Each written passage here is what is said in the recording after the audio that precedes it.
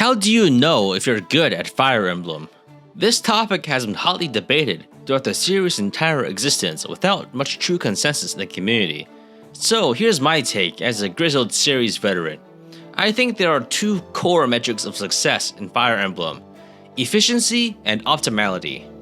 Optimality is the idea that completing the game as is, no matter what you do, makes you good at the game, since completing the game is an obvious marker of skill, and completing it on higher difficulty settings even more so. When Fire Emblem games first come out, and in most first playthroughs, I think this is the predominant attitude that most players have. Since the goal is just to get to the credits, then cheese strategies and abusing game mechanics are all fair game. But after playing the game many times, then merely beating the game becomes too easy, and that leads many to finding new ways to express their skill and superiority, and that leads us to efficiency. Efficiency is a term that has evaded definition because it means a lot of different things. But I think that the common factor across most interpretations are the use of self-imposed limitations.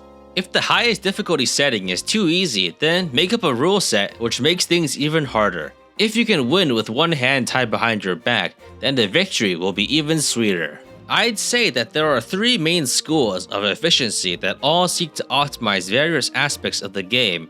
There's efficiency of metrics, as I would coin it, which encompasses runs that value strategies where you optimize quantitative metrics such as turns, and a classical example of this will be the LTC or low turn count run. The metric of success in an LTC is the turn count. The lower the turn count, the better. Other common kinds of challenges in this vein do various things such as having a high rank in the games where that's possible, recruiting all possible characters, having all characters alive, and so on.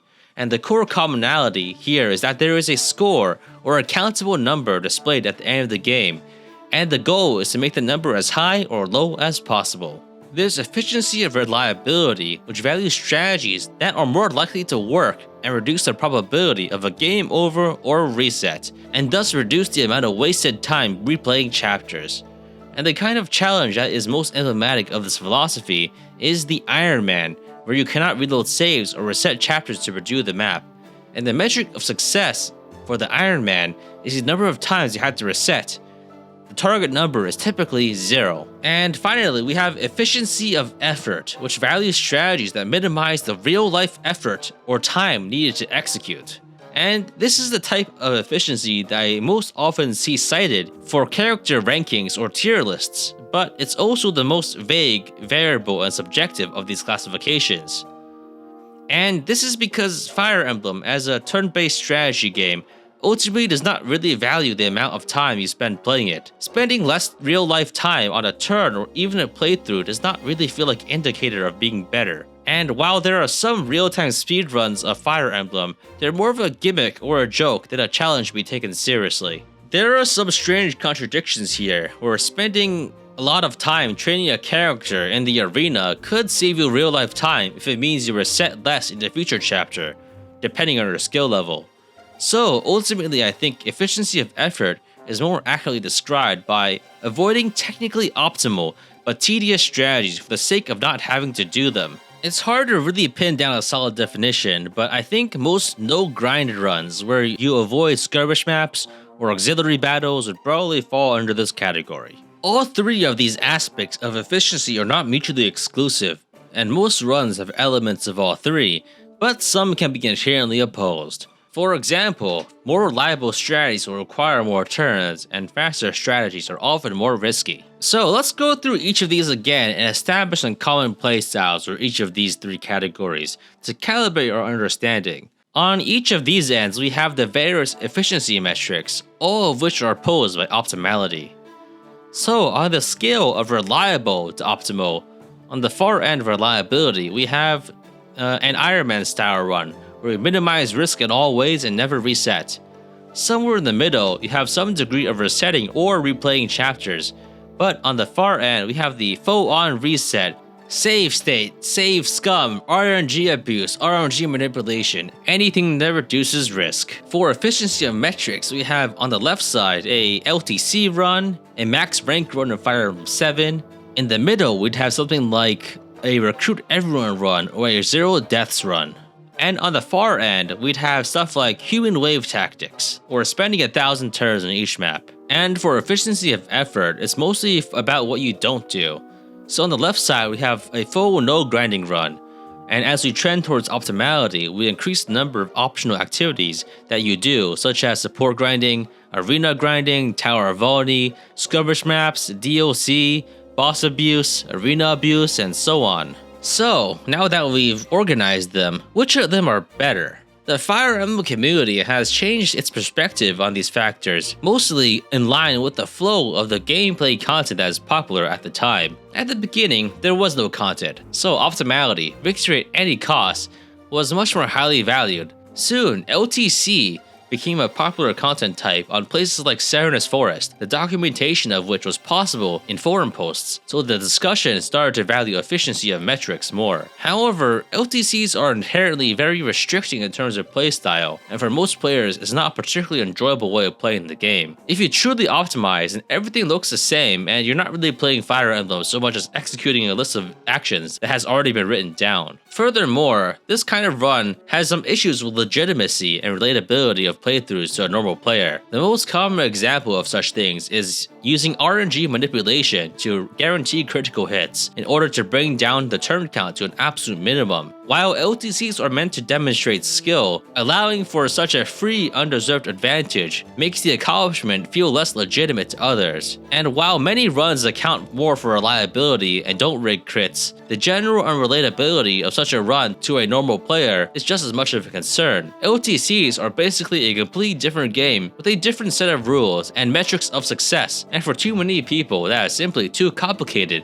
and not too interesting. Furthermore, more recent games lack ranking systems and have a much harder base difficulty setting, which makes them less conducive to these challenges. After efficiency of metrics fell out of favor, efficiency of effort came into view because it allows for clear character rankings and tier lists, which for a time were interesting and also prime YouTube content. But ultimately, I don't think that this degree of granularity of character ranking matters that much for anything except for internet pissing contests. I do recognize the utility of character rankings for a quick reference, but ultimately most new tier lists are about as good as one from 1 year ago, or 2 years ago, or even 10 years ago, and future iterations add less and less value with every change. This is doubly true if the tier list is made for specific styles of play for which everyone's experience is so variable. So I think this category has fallen out of favor because of the questionable implementation for a typical player. And quantifying it is also really hard. It's a lot of work, and with such a vague definition, it's hard to define success, so it's not really something that can be its own challenge, separate from more trackable ones like LTC. So as a result, no one can really agree about what it really means, and it's hard to really care about. So these days, with the rise of Fire Emblem streaming, I think the Iron Man, the efficiency of reliability, has become one of the more popular metrics of Fire Emblem success that people actually care about. It's the most relevant to a typical player because these runs have access to all tools a normal player would have, and as a result is so much more flexible in terms of what you can do in a run. It also allows for more immersive storytelling and gameplay to really make heroes out of zeros, because the actual heroes died in a car crash on chapter 1. It changes how you play the game, but in a way where it's still extremely close to how people normally play. Furthermore, the metric of success is very simple. If you win, you win, and if you die, you lose. And that is so much more understandable than optimizing turn count or trying to care about some arbitrary measure of efficiency. And because it's so simple, you can do it without any setup. This is not to say that Ironmans don't have downsides, because they do, and I can think of 3 right off the bat. One is that Ironmans have higher highs of victory, but they also have lower lows, and failing a run because of something stupid like accidentally ending a turn or being killed by a 1% crit can be devastating. Furthermore, Ironmans also have a problem of accountability, because let's be real, no one's going to know if you sneakily loaded a save state and cheated a little in your single player game. And some Fire Emblem games aren't very suitable for Ironmans because they're built around the expectation that you reset, so you have to be a bit careful in your game choice. But ultimately, I think of the many popular challenge runs, the Iron Man harnesses the spirit of Fire Emblem the best, and most closely mimics normal gameplay. And I think the reason that people find it fun is because while you might need to play efficiently in terms of reliability, you can go full optimal in any of the other categories. Previously overpowered optional advantages suddenly become necessary, and it also allows for rediscovery of characters or strategies unique to your situation. It brings us back to the good old days of Optimality, where you just did everything you could to win, and I think that's one of the most enjoyable ways to play. Optimality, playing to win, pushing the game to its limits is fun, but can only be fun if it's not trivially easy. And if the base game, as it is, doesn't provide enough challenge, then you just have to do it yourself with one or more of these three kinds of limitations. So, among these spectrums, where do you fall? What kinds of challenge runs do you enjoy? Are you more of an efficiency player or an optimality player? Which of these three metrics of efficiency do you care about? Let me know in the comments down below, and make sure to also let me know if there's something you think I missed or something you want me to cover. One thing I definitely didn't talk about are alternative play modes enabled by ROM packs or other alternatives, and maybe I'll get to those in a different video. Thanks for watching, remember to like and subscribe, and I'll see you guys next time.